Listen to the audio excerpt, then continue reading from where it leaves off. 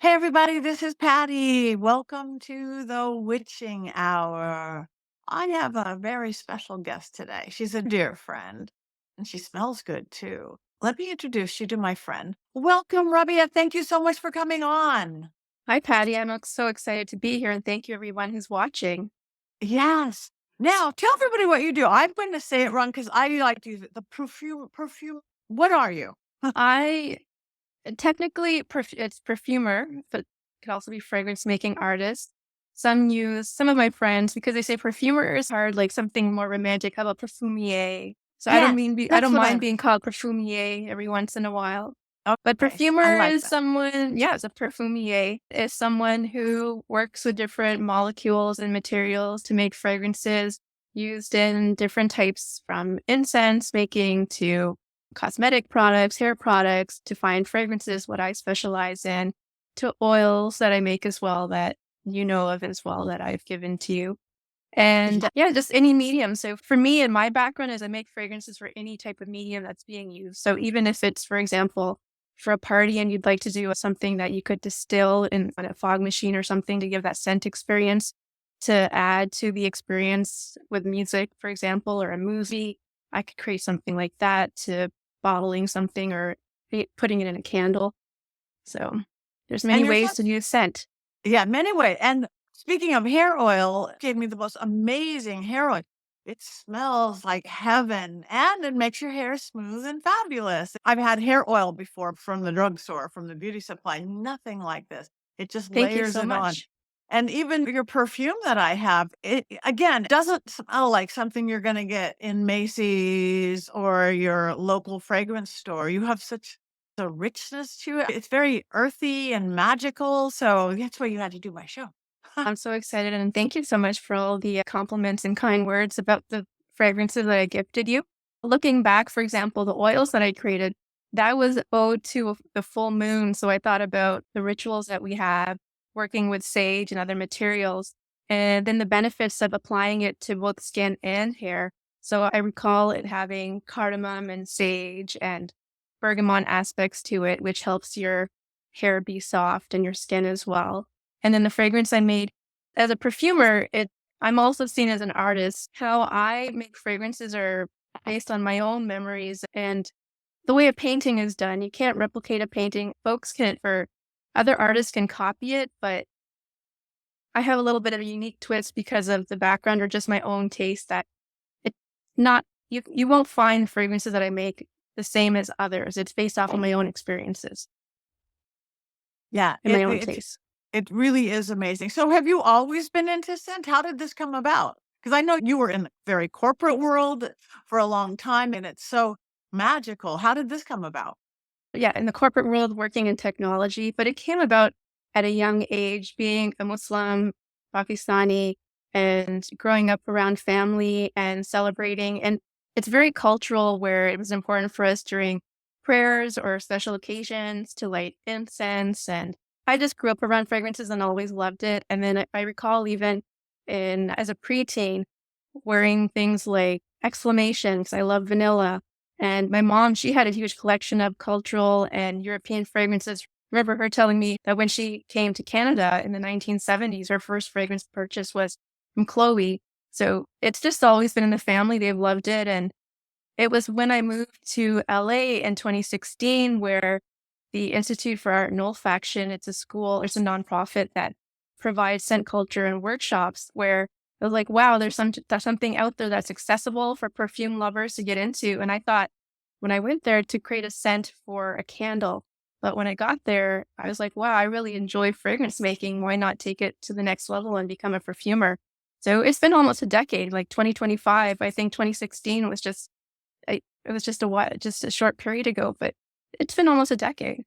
That's amazing. Yeah. And last year, I know you had a project. Tell us about your Purple Rain project because I think that's pretty amazing. That was back in 2023. I was commissioned by Dub Lab radio station and the Institute for an Old Action, where I was a student, but also a board member. They did a set of fragrances that were to celebrate songs in the modern music industry. I was given the task of doing a fragrance that would celebrate Prince's Purple Rain.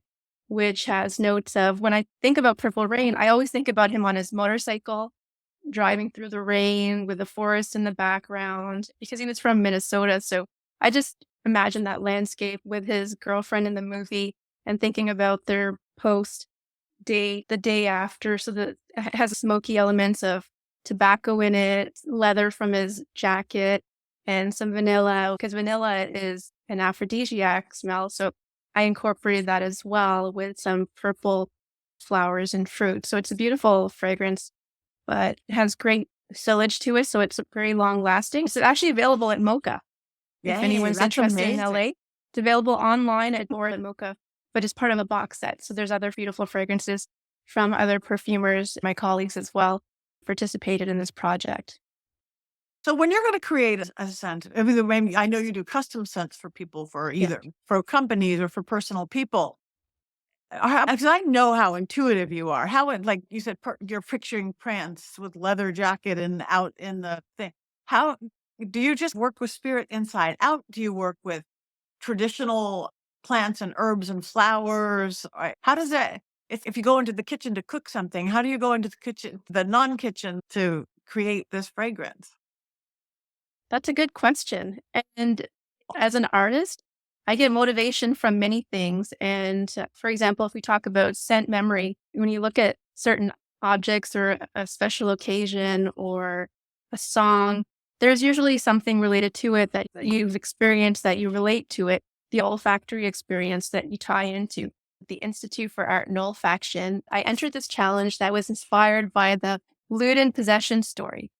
And the story was about these exorcisms that were happening with these nuns. Unfortunately, it is a true story, and you can read about it in Wikipedia. But the fragrance that I created had elements of the cold stone that I imagine would be the stairs of the church or the convent. And then the roses, thinking about what would that atmosphere look like, that exorcism, or walking in and seeing the fog outside and the roses being dry and on the ground against the stone with the cool wind. So I was able to emulate that experience in a fragrance, which was highlighted at the 2019 Scent Fair in Los That's Angeles. That's amazing. You had mentioned when we were not on air something about a set for Los Angeles?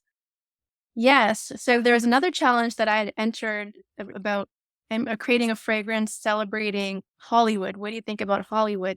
And for me, I was still new at the time when I had moved to LA and I lived in Hollywood. I thought about the vanilla aspect of sex. As I mentioned before, vanilla is considered an aphrodisiac.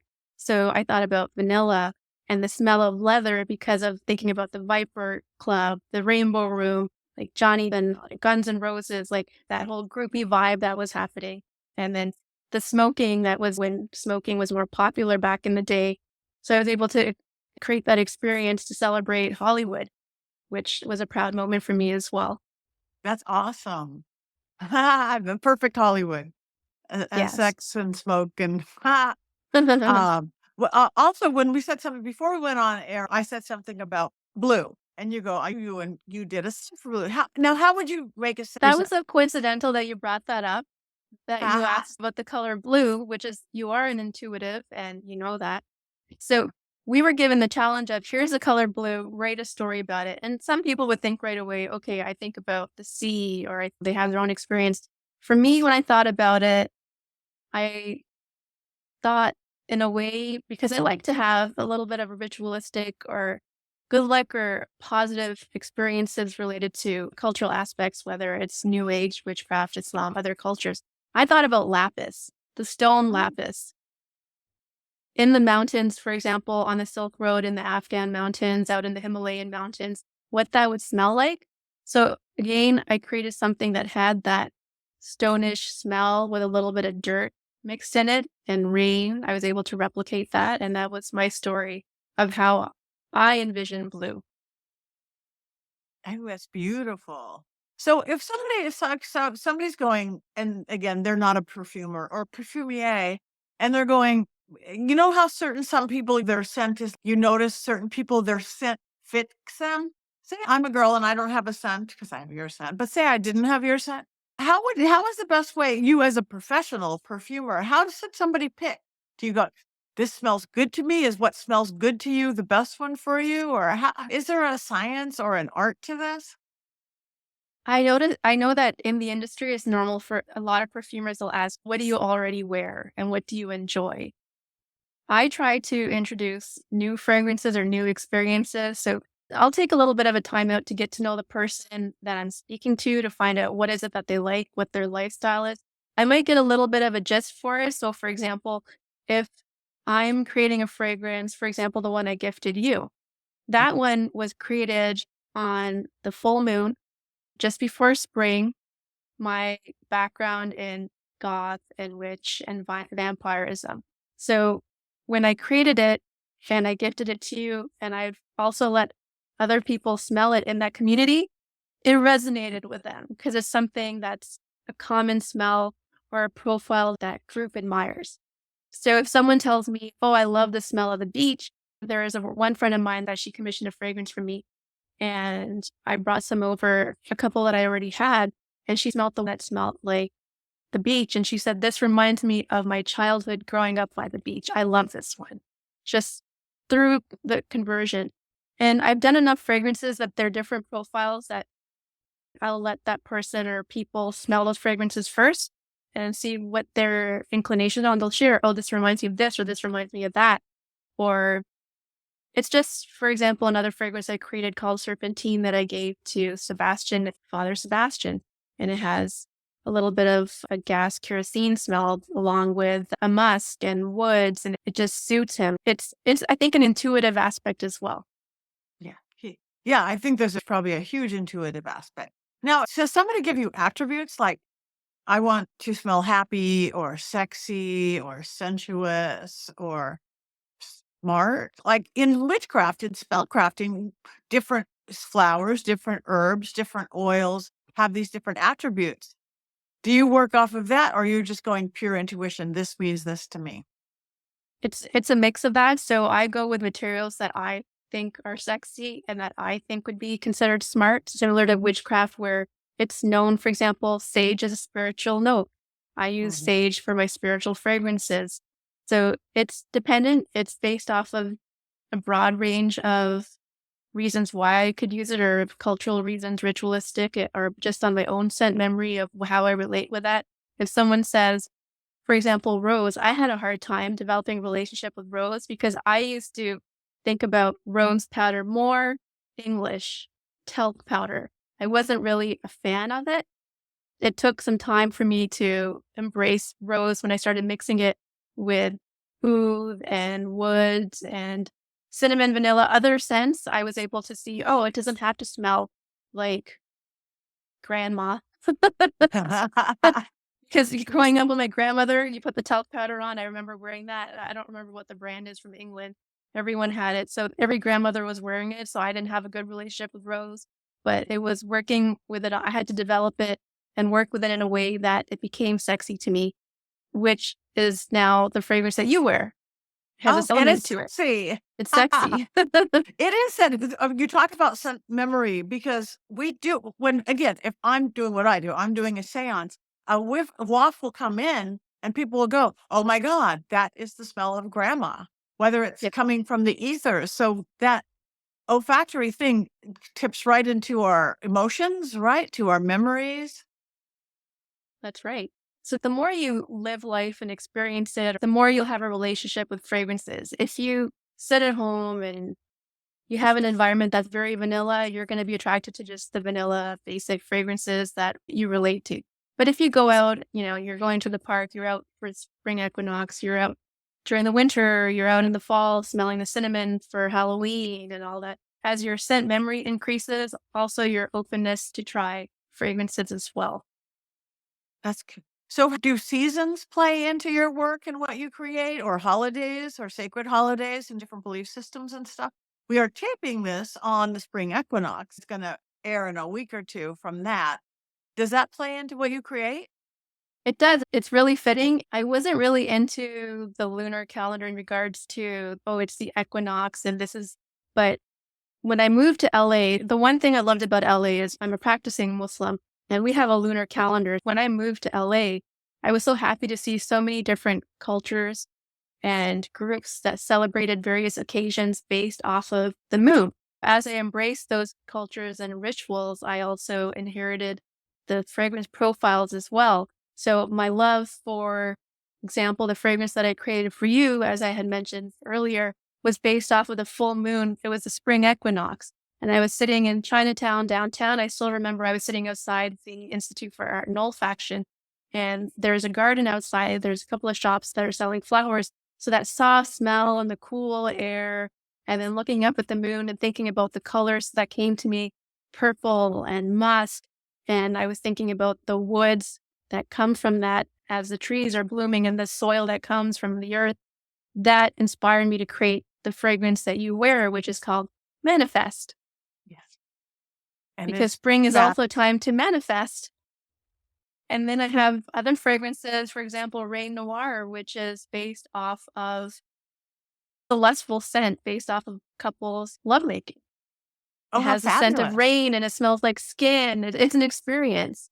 So I think for me, fragrances are experiences in the universe. It could be in a ritual, it could be a relationship, it could be based off of a lover. I actually have a fragrance that was based off of meeting a lover 20 years ago and our experience of sharing tea together. That experience is in a bottle.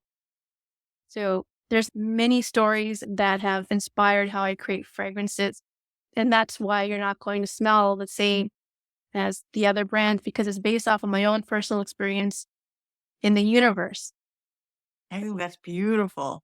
So how do things go in and out? Because you mentioned all the grandmas were wearing this from there. Is there in pulp culture, do certain kind of things now we're into spicy and now we're into floral, or does that have anything to do with things or It just not? does. So the last couple of, I also follow, or being a perfumer, we have our industry publications as well. The consumers love gourmand smells. So gourmand are sweet, cookie-ish, comforting smells. And I think the way the world is, or the way people are looking for a smell that envelops them and makes them feel cozy, and kind of the way vanilla is an aphrodisiac, that vanilla cookie caramel smell, people are gravitating towards those soft smells right now.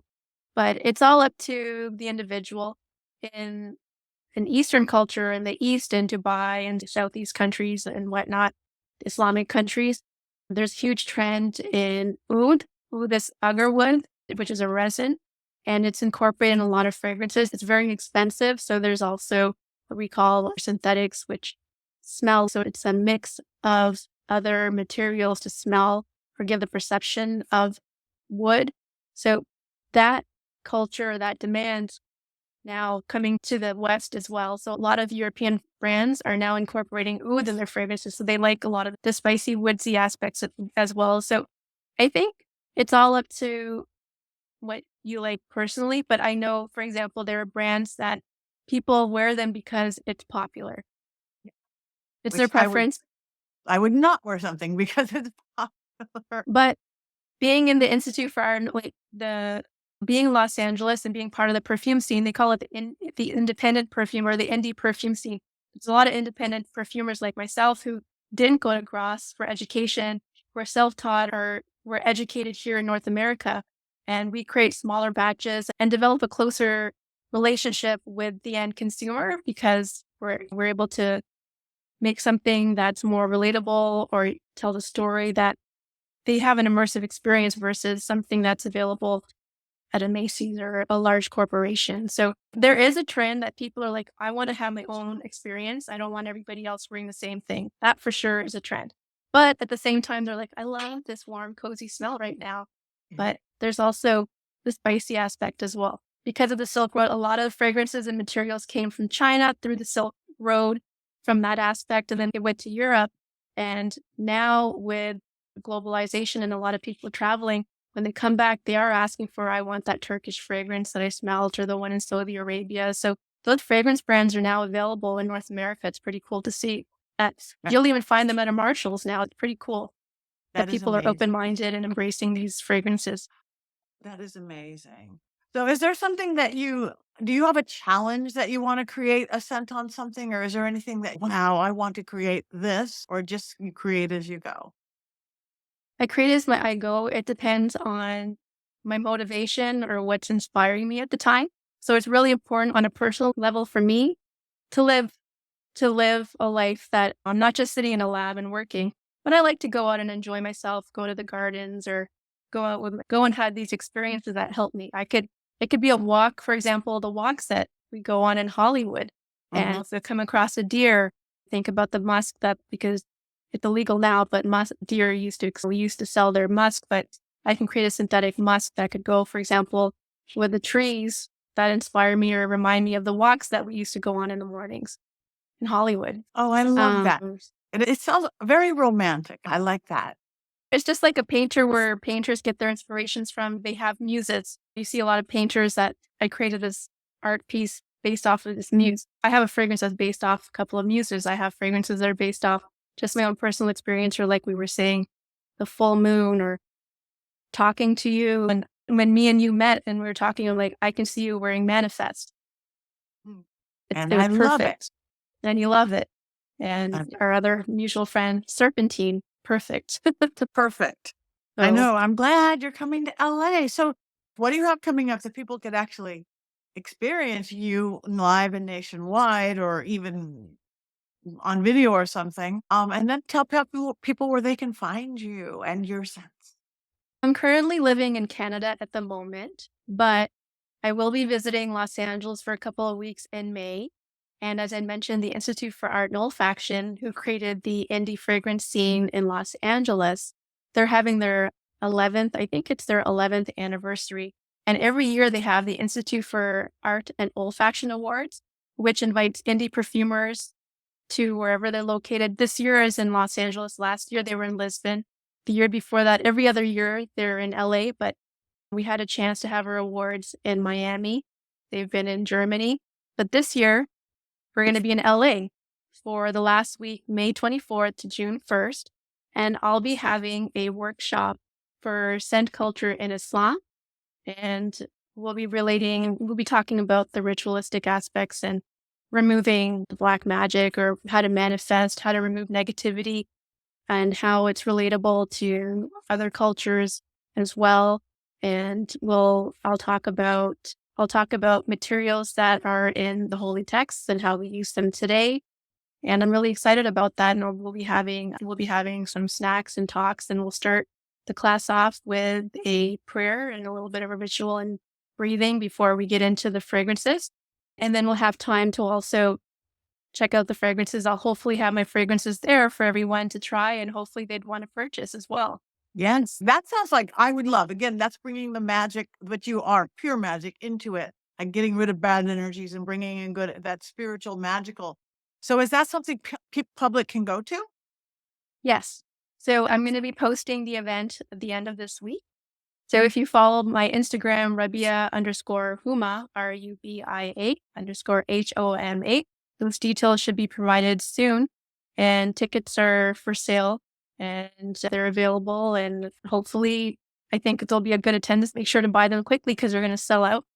But in the coming weeks, it'll be May 25th from 11 to 2 o'clock on a That is Sunday. that is amazing, and we're trying to do something too. Trying to Yes, do so tentative. I was just speaking to our mutual friend on it, but hopefully we can do a fragrance talk and immersive experience on new age and witchcraft and manifestation and moving negativity. So I'm really excited about that. We'll talk about fragrance materials that we use in rituals to use in manifestation and removing negativity. And I'll hopefully have my fragrances there as well for people to check out and smell and hopefully want to engage with. But I'm really excited that I would love for you to start it off with a ritual as well. And it's just the time in this world where everyone's just looking for positivity. And I just love having these experiences available for people to immerse themselves in a positive way as a community. Yeah, we need it. It's a scary world. So we need the positivity, and we need the empowerment of the scent to make you feel good and everything. That's everything right now. And I get wanting to be warm and cozy and a little spicy. I think we need it Yeah. all right now. So I will be posting that too. As soon as that's all confirmed, I will post both of those for you. Again, you guys have to meet Rubia. She's the most amazing. I can't wait to see you again. Last time I saw you, I was your way. You actually took, I don't know where I was, Virginia maybe, and I crossed the border, brought my, and You were in Buffalo, and there, then you that, crossed the border to Niagara Falls, yes, and we did our ritual around the tree. Remember? We did that we beautiful did. walk on Niagara Falls by the We did. garden. It was amazing. We did our cult of the cone, which is around a tree, and it was great. So I can't wait to see you soon. So you guys, again, your website, tell everybody one more time. I have a website, RUBIAHOMA, RubiaHOMA.com. My Instagram, RUBIA_HOMA. And yes, so I hopefully when I'm in LA, I'll have my fragrance line available for everyone to check out. And also, if you go online and see, so not only do I create fragrances, but I also teach workshops, such as the ones that I'm hosting in May. So I have three aspects of perfumery that I focus on. So first is fragrance making, two is workshops, and then three is brand experiences. So, for example, in Hollywood, I was asked by Nissan to create fragrances that convey the message of driving on different landscapes. People would come in and smell that fragrance and picture themselves driving the new Nissan car by the beach or through the rain or through the snow. So it's another aspect of helping you with your branding that you could bring at a higher level, that you're not only tapping into, for example, music for hearing or vision for your eye, like a piece of art, but now you're also using your sense of smell and creating that scent memory, tapping into your scent memory to connect with that brand or that product or service as well. It smells like sounds like spellcraft to me. Again, the perfumier's version of what I do in that manifest. I just taught a class like 2 days ago on elemental magic and like how important smell was, scent was to everything that we're doing, along with our sound and herbs and oils. And so that's hand in hand. So you guys, any last words you have for anybody before we go? I can't wait for people to just follow you and meet you. I'm so excited that you had me here and I was able to share my journey with you. And you were part of my fragrance making journey as well. You wear my fragrances and oils, and I really appreciate you embracing the scent culture that I have. And I'm so excited to hopefully, work for us to have that event in May or June. We were looking at June 3rd. That's right. June 3rd. June So 3rd. Yes. June 3rd. We will So both hopefully that's promote it. happening. It's not in the books yet, but hopefully it'll happen. Hopefully we can manifest it and make it happen. Or Yeah. else the Islamic culture workshop will be happening May 25th. Yes, May 25th. But just look out on my Instagram, social media, and I'll keep you updated on those events and the release of my fragrances. They're almost done, and hopefully I can get to the US safe and sound from Canada and meet everyone. And if anyone has any questions, just DM me or email me. I'm happy to chat if anyone has any special requests or would like to know my background more. So thank you, Thank you. Patty, for having me. Thank you, Rabia. Thank you. And I will see you soon. Thank you Yes. for bringing your beautiful magic to the witching. Thank you. Bye.